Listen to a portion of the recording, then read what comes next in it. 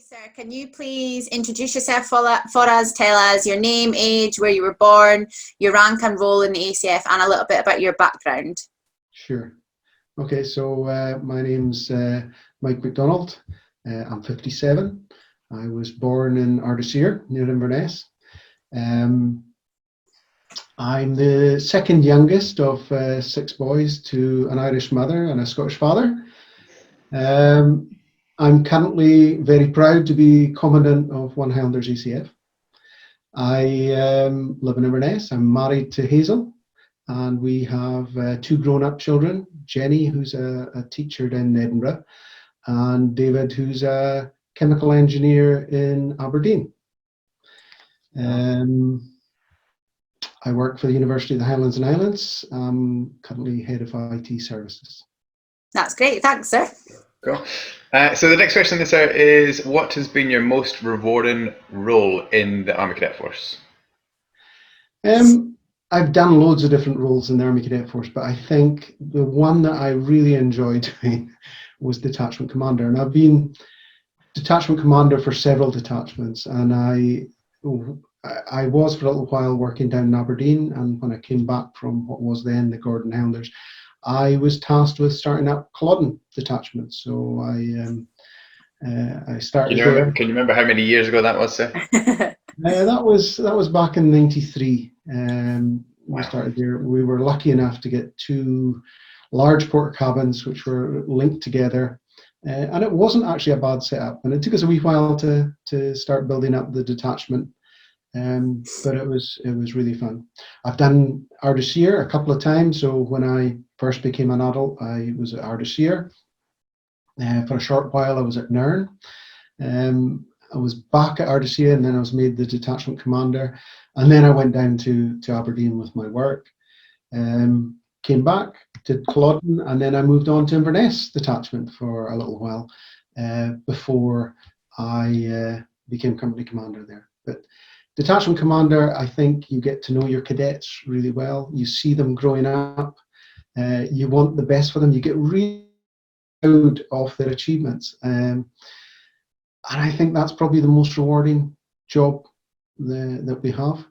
All the other roles, I mean, Company Commander, I really enjoy doing as well. You get to influence many more cadets, but you don't have that direct hands-on contact with the youngsters, but you do still get to see them develop and achieve, which is what we're all here for.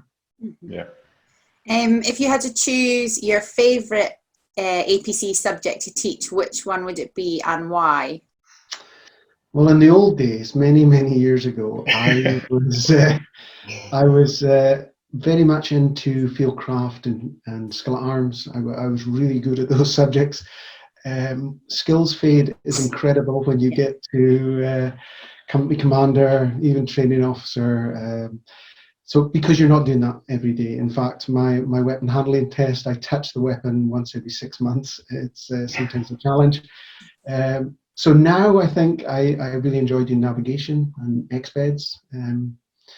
And again, expeds, you're out in the hills, you've got a group of cadets, you get to talk to them all for hours. And that's really enjoyable as well. So yeah, over the years I've enjoyed doing most subjects, but I would say nowadays it's navigation. Nav. Love a bit of nav. We love nav. So then, sir, why and when did you join the Army Cadet Force?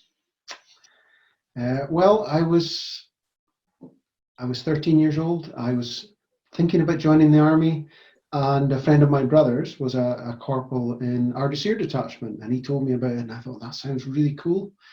So I went along, and then there was wall-to-wall cadets in those days down at Ardeshir. 1976, the very hot. Wow. So a wee while ago. Wow. Do you have any middle names? I don't. Most of my brothers do, but for some reason I didn't. I didn't get one. So the next question then, sir, is do you have beard envy from any celebrity?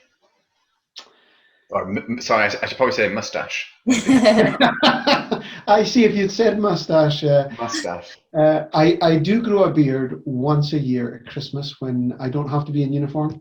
So I let my beard grow, but it doesn't grow that great.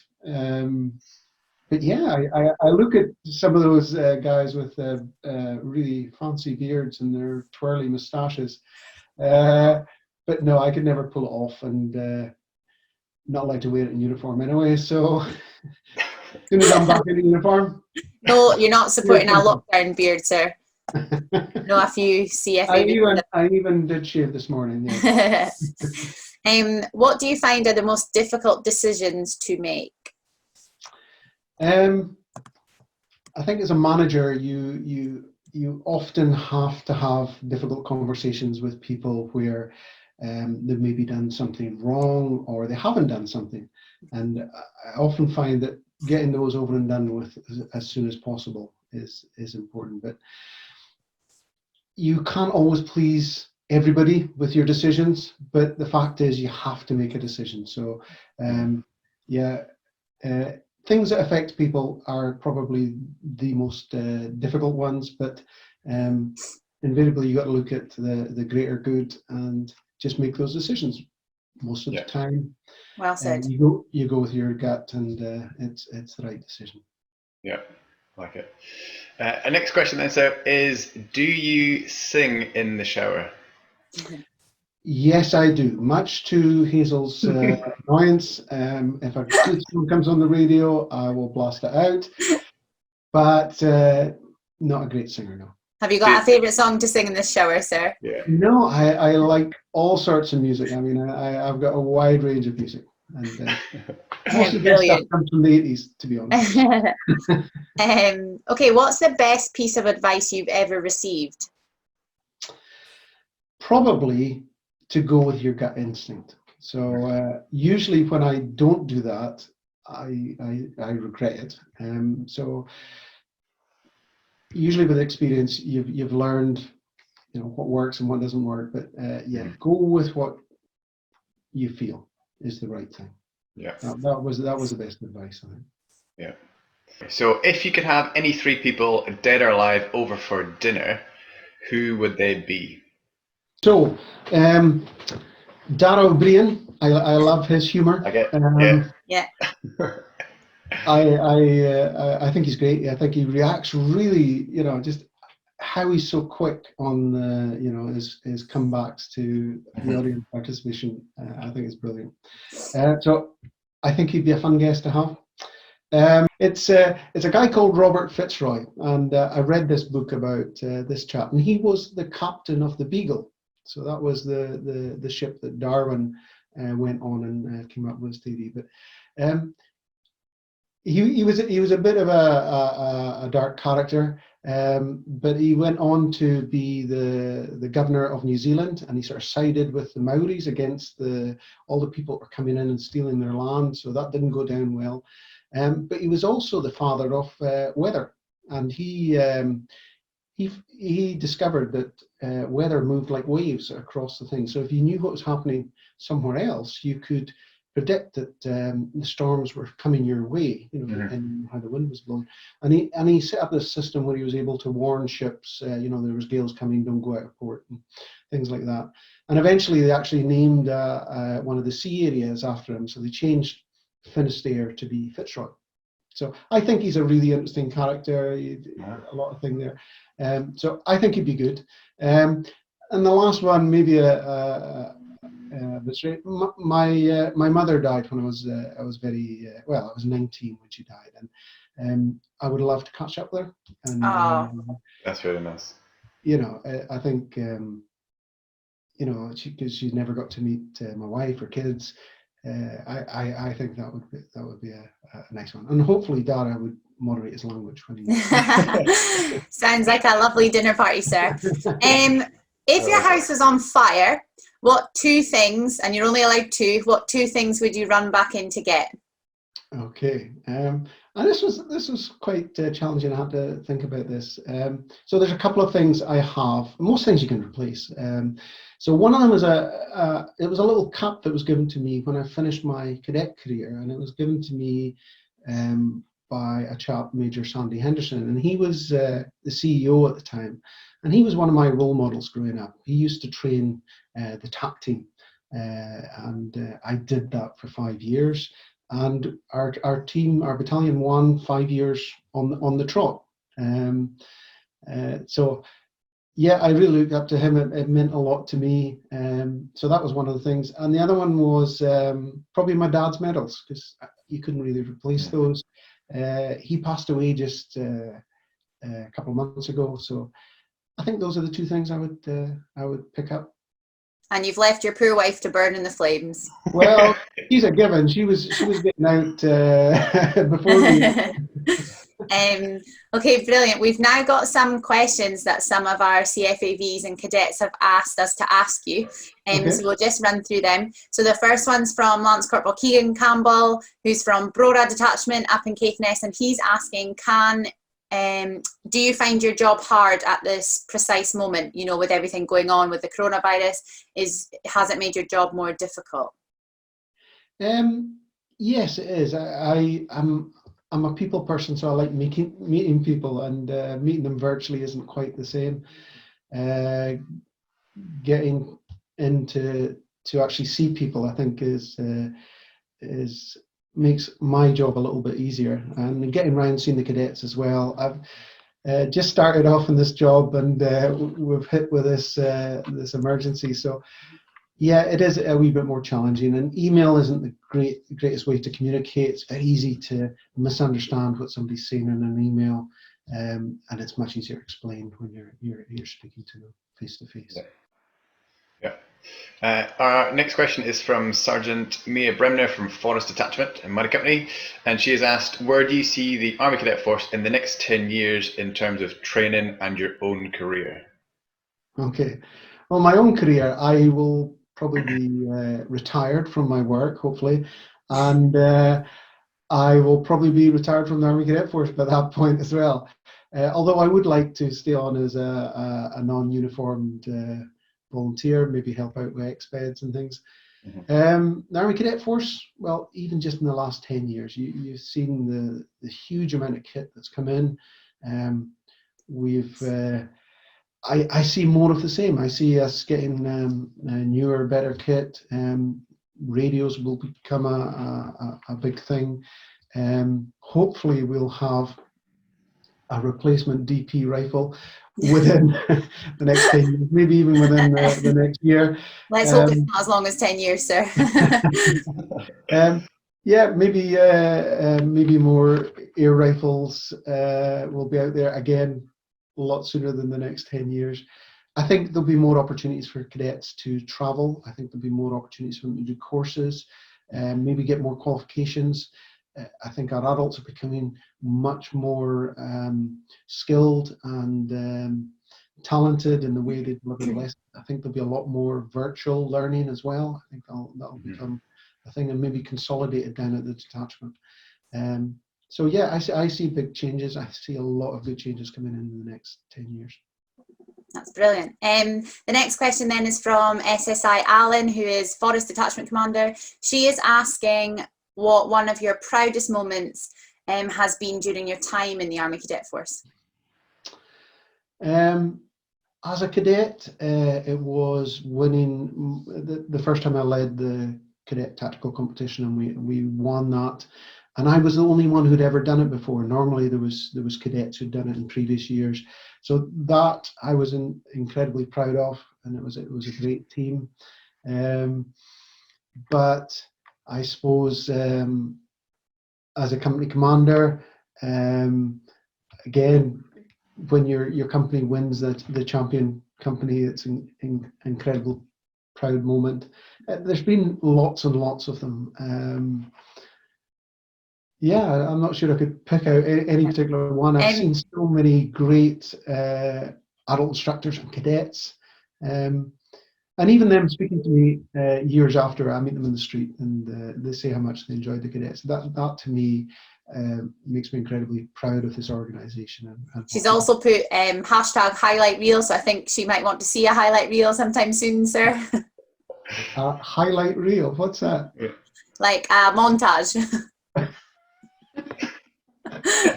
You see, despite working in IT, I'm pretty rubbish at all this social media. Okay. I'll look that one up, I think.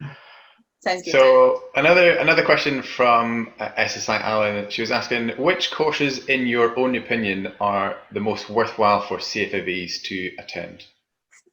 Okay, well, the adult leadership and management course is key. I mean, getting those leadership skills with the adults, but we absolutely do need skill arms instructors.